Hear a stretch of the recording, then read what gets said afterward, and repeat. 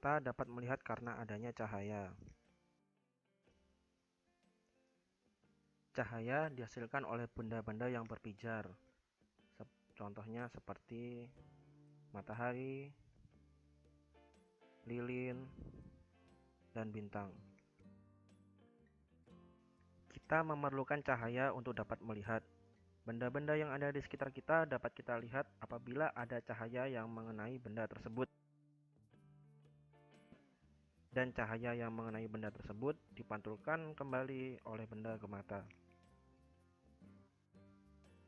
Apabila cahaya yang dipantulkan oleh benda tersebut terhalang oleh suatu benda menuju mata, maka benda tersebut tidak akan dapat kita lihat.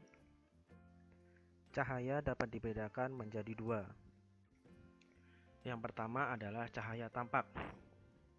Cahaya tampak yaitu cahaya yang jika mengenai benda dapat dilihat. Contohnya adalah cahaya matahari.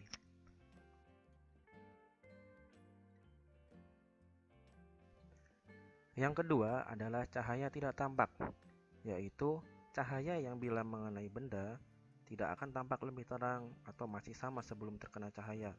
Contohnya adalah sinar X. Cahaya tampak dapat dibedakan menjadi dua jenis, yaitu yang pertama adalah cahaya monokrom. Cahaya monokrom merupakan cahaya yang terdiri dari satu warna, contohnya adalah warna merah. Sedangkan contoh cahaya yang kedua adalah polikromatik, yang terdiri dari bermacam-macam warna. Contohnya adalah warna ungu, yang merupakan perpaduan warna merah dan warna biru. Berdasarkan dapat tidaknya memancarkan cahaya, benda dapat dibedakan menjadi dua jenis.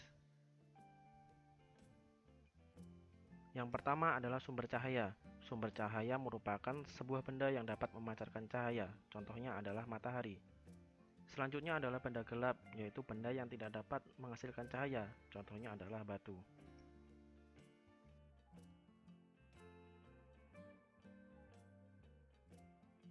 Cahaya merambat lurus merupakan salah satu sifat cahaya. Perhatikan ilustrasi gambar berikut. Cahaya dari lampu menuju mata menerobos melalui celah-celah kecil pada kertas tersebut. Hal itu menunjukkan bahwa cahaya merambat lurus. Sifat yang kedua adalah cahaya dapat dipantulkan. Pemantulan atau pencerminan adalah proses terpancarnya kembali cahaya dari permukaan benda yang terkena cahaya. Pemantulan dapat dibedakan menjadi dua. Yang pertama adalah pemantulan teratur, yaitu pemantulan yang cahayanya dipantulkan dengan arah yang sejajar, sehingga dapat membentuk bayangan benda dengan sangat baik. Yang kedua adalah pemantulan baur atau difus, yaitu pemantulan yang berada pada permukaan benda yang tidak sejajar sehingga cahaya yang terbentuk tidak teratur. Berdasarkan hukum Snellius, sinar datang, garis normal, dan sinar pantul terletak pada satu bidang datar. Sedangkan besar sudut datang sama dengan besar sudut pantul. Sifat yang ketiga adalah cahaya dapat dibiaskan. Pembiasan adalah pembelokan arah cahaya rambat saat melewati dua medium yang berbeda kerapatannya. Contohnya adalah pensil yang dimasukkan ke dalam gelas yang berisi air terlihat tampak patah. Cahaya merupakan gelombang elektromagnetik, yaitu tidak memerlukan medium untuk merambat. Contohnya adalah cahaya matahari sampai ke bumi.